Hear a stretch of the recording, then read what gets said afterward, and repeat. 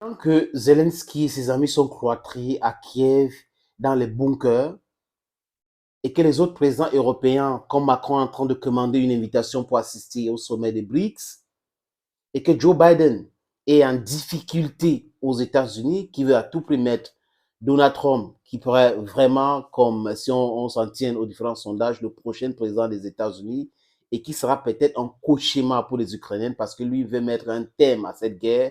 Certainement, il va acter avec la pression, la division de l'Ukraine. Et si les États-Unis ne soutiennent plus l'Ukraine, l'Europe ne peut pas aussi continuer dans ce soutien-là. Donc, du coup, la conséquence, c'est quoi? Que les Russes vont marcher dans beaucoup de territoires ukrainiens, peut-être 40-50%, je n'en sais rien. Je ne souhaite pas cela. Je souhaite une négociation et que tout le monde respecte les accords. Pas comme ce qui s'est passé à Minsk où on a signé les accords et Angela Merkel et François Hollande ont dit non, on voulait perdre un peu de temps pour former l'armée ukrainienne et envoyer les armes. Vous voyez qu'ils ne sont pas sérieux, ils ne sont pas des gens fiables. Quand ils ne sont pas au pouvoir, quand ils ne sont plus au pouvoir, ils disent la vérité. C'est comme Tony Blair, comme les autres qui ont menti pour faire la guerre en Irak. Les amis, pendant ce temps, Vladimir Poutine parle économie avec les partenaires, des chefs d'État du monde entier. Oui, parce que le monde entier n'est pas que l'Occident. Oui, il y a pas près de 170 pays dans le monde qui ne les suit pas. Donc voilà Poutine qu'on voulait isoler et qui organise un forum économique à Saint-Pétersbourg, sa ville natale. Donc, il parle de la guerre, il parle de choses, il parle d'économie, il parle business. Comment est-ce que des gens pouvaient réfléchir à Washington, à Bruxelles, qu'ils pouvaient quand même réussir à isoler la Russie dans le monde? Si vous étiez dans la vérité et que pour toujours, les gens pourraient vous comprendre. Mais c'est que vous avez tellement menti, vous avez martyrisé les gens, vous avez colonisé les gens, vous avez effrayé les gens, vous avez maltraité les gens, vous avez spolié les terres des gens, et aujourd'hui, vous pensez que les gens devaient vous suivre. C'est mal connaître l'instinct humain, c'est mal connaître l'être humain. Il y a des gens qui peuvent subir des choses parce qu'ils n'ont pas d'autre choix, ils acceptent toujours.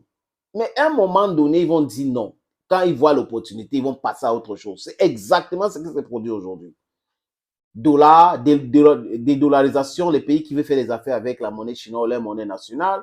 Oh, c'est compliqué aujourd'hui. Ah oui, oui, oui, oui, c'est très, très compliqué.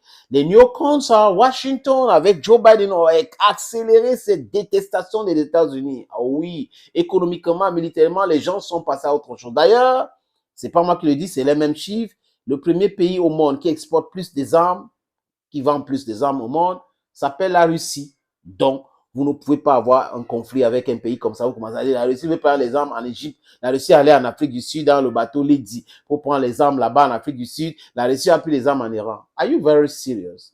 Soyez un peu sérieux quand vous faites vos élucubrations. Les amis, là, Poutine, en tant que militaire, un stratège, a fait appel à une des républiques de la Fédération de la Russie. Et Kadyrov envoie ses hommes protéger Belgorod. Et on a dit, on a expliqué qu'ils sont experts en cela. Donc, on les a envoyés maintenant à Belgorod pour dire, OK, les rebelles que vous avez formés là, qui entrent de temps en temps dans nos territoires, on les attend. Les pieds fermes, on les attend. Donc, aujourd'hui, vous voyez que depuis longtemps, on ne parle plus des incursions du côté des Belgorod.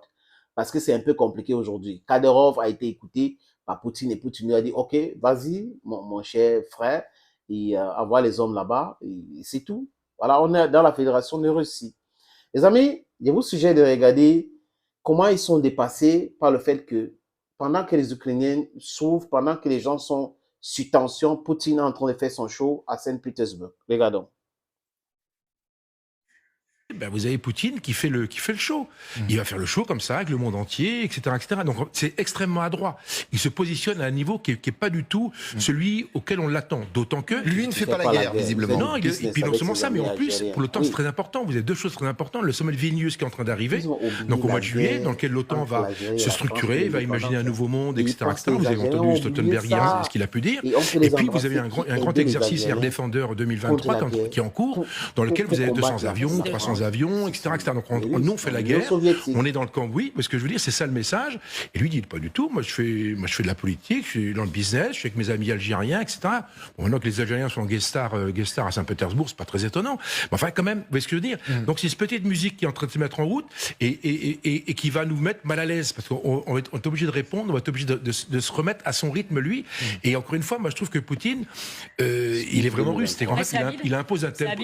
C'est habile, évidemment. Il impose un tempo. On se dit, nous, on pensait qu'il en avait jusque-là et qu'il était en train de ramer dans la falaise, etc. Mais pas du tout. Ouais, il est en train de faire un show, là. Et ça, c'est extrêmement fort.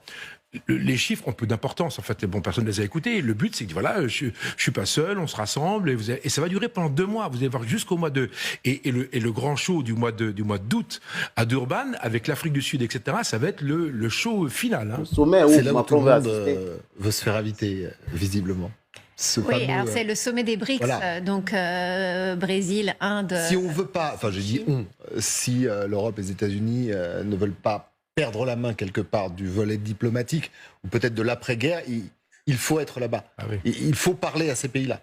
Les informations, en effet, qu'on a pu lire ces derniers temps, c'est que même Emmanuel Macron aimerait se retrouver à ce sommet des BRICS Emmanuel Macron cet été aimerait se retrouver à ce en sommet. Afrique du Sud. Sommet, vous savez, où la venue de Vladimir Poutine est encore en suspens parce que il y a cet arrêt de la Cour pénale internationale qui empêcherait a priori Vladimir Poutine de se rendre sur place. Ce qui est intéressant, c'est qu'au même moment, le président sud-africain Ramaphosa, il est à Kiev aujourd'hui avec d'autres dirigeants africains. Il sera demain avec Vladimir Poutine à Moscou et il en sera certainement question de ce sommet des BRICS qui est extrêmement important justement pour Vladimir Poutine pour structurer ce Sud face aux pays occidentaux. Comprendre déjà parce qu'il nous reste peu de temps. Mais c'est évidemment cet essai à montrer aux Russes, tout d'abord pour des partisans de Poutine, que tout va bien. On garde ce point de stabilité comme forum qui passe annuellement, mais en même temps c'est un grand cynisme. Imaginez qu'en même temps, ils bombardier Kiev, ils bombardier des villes russes, et tous les gens qui sont dans ce salle, c'est des complices de ce crime. Et je pense qu'il faut augmenter les sanctions et le faire plus ciblé à propos des gens et les membres de leur famille qui sont dans ce salle. Alors, une bonne nouvelle pour un certain Ramzan Kadyrov, c'est lui, et oui, le choix a été fait par justement celui que vous avez vu il y a quelques instants à la tribune, par l'arbitre du Kremlin, Vladimir Poutine. C'est donc Kadyrov et ses hommes qui ont décroché le fait d'aller défendre la mère patrie, direction Belgorod, où depuis, on vous en parle assez souvent, plusieurs semaines, se multiplient des opérations de milices anti-Poutine. Alors, c'est un choix, on l'entendra, qui a été très mal vécu par le patron de Wagner, en guerre ouverte contre son rival tchétchène. Mais vous allez découvrir sur ces images que Kadyrov n'a pas perdu de temps pour envoyer ses hommes dans la ville de Belgorod. Visiblement, le message est clair. Son patron avait raison, Anne, de le choisir. Bonjour, Jean Radvani. Merci d'être avec nous. Je rappelle que vous êtes géographe, géopolitologue, auteur de Russie, un vertige de puissance. Que vont-ils faire dans cette galère, si j'ose dire, ces hommes de Kadyrov qui n'ont pas forcément brillé en Ukraine? Là, ils sont du côté de Belgorod. Est-ce qu'ils vont avoir cette qualité de porter assistance à la population, ou c'est une façon aussi de les mettre un peu où on veut? Écoutez, ça fait plusieurs semaines en fait que M. Kadyrov avait demandé à aller à Belgorod pour défendre la frontière, puisqu'il y a des incursions venant d'Ukraine, mais de soldats russes anti-poutiniens dans cette région. Il a obtenu satisfaction. C'est clair qu'il y a une remise en ordre. En fait, la guerre continue. Enfin, ils appellent ça l'opération spéciale. La guerre continue sur plusieurs fronts. Il y a l'offensive très difficile ukrainienne un peu plus au sud. Et d'une certaine façon, c'est la façon pour l'état-major, au fond, de ne pas mettre ses propres troupes en défense de la région de Belgorod. On envoie ceux de Kadyrov. Dans des déclarations récentes, Kadyrov a dit « Nos troupes sont justement particulièrement bien entraînées pour ce type d'opération », c'est-à-dire des opérations de type anti-diversion. Il ne s'agit pas, c'est pas le même type de front que celui qu'il y a dans le Donetsk oriental et à Bakhmout. Vous avez compris, les amis. Ils sont dépassés par l'événement. Poutine fait son show, Poutine fait son show. Donc, la Russie ne devait pas continuer à faire le business, n'est-ce pas? Parce que quand vous avez attaqué l'Irak sur les fausses bases, quand vous avez bombardé Kosovo ou la Serbie sur des bases fallacieuses, quand vous avez décidé d'attaquer la Libye, vous n'étiez pas en train de faire le business, personne ne vous a sanctionné, personne n'a parlé contre vous. Parce que vous avez le dollar, vous avez le parapluie américain, il y avait les Nations Unies, vous contrôlez tout, le Fonds monétaire international, la Banque mondiale. La Russie aussi, c'est un grand pays qui a un grand président qui a fait des affaires, continue à faire des affaires. D'ailleurs, la guerre ne se passe pas en Russie, la guerre se passe en Ukraine. Dommage, je dis encore dommage, parce que si on avait des gens sensibles et intelligents dans ce monde, on serait en train de parler de diplomatie pour régler ce problème. Poutine à Saint-Pétersbourg a dit quelque chose de clair. Nous n'avons chassé aucune entreprise européenne ou américaine sur notre territoire. Ils sont partis sur la pression de leur pays et nous n'allons pas accepter qu'ils viennent facilement. C'est pour cette raison que Zara, Adidas sont en train d'utiliser une société écran libanais pour rentrer en Russie pour faire les affaires. Parce que ça ne va pas. Il y a beaucoup de sociétés qui ont fait banqueroute. Vous vous rappelez? Vous pensez que perdre un marché de près de 200 millions d'habitants, c'est facile comme ça? C'est facile? Non. Ça aurait un impact sur les chiffres d'affaires. C'est-à-dire que vous n'avez pas la population, vous vendez ailleurs, après vous pensez que vous sanctionnez les gens qui achetaient vos biens. Ce n'est pas être bizarre comme ça, les amis. Il y a des mots que je ne vais pas utiliser pour être toujours poli avec nos amis là, parce qu'ils sont vraiment contradictoires dans leur façon de penser.